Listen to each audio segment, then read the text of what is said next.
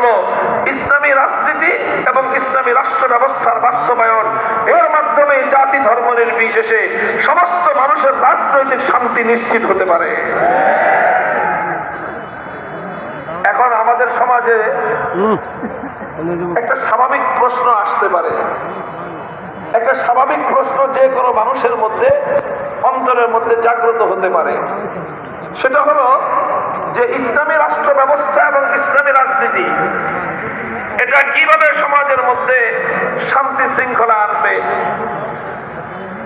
বরং অনেক সময় অনেকের মনে হতে পারে না জানা থাকার কারণে, অজ্ঞতার কারণে, যে ইসলামী বা ধর্মভিত্তিক রাজনীতি অনেকে বলে থাকে, ইসলামী রাজনীতি তো বলার সাহস পায় না, এই জন্য তারা একটু ঘুরায় পিছায় বলে, ঘুরায় পেঁচায় যে ধর্মভিত্তিক রাজনীতির কারণে সমাজে উগ্রতা দেখা দেয়, অশান্তি দেখা দেয়, ইত্যাদি ইত্যাদি সকল কথা বলতে চায়।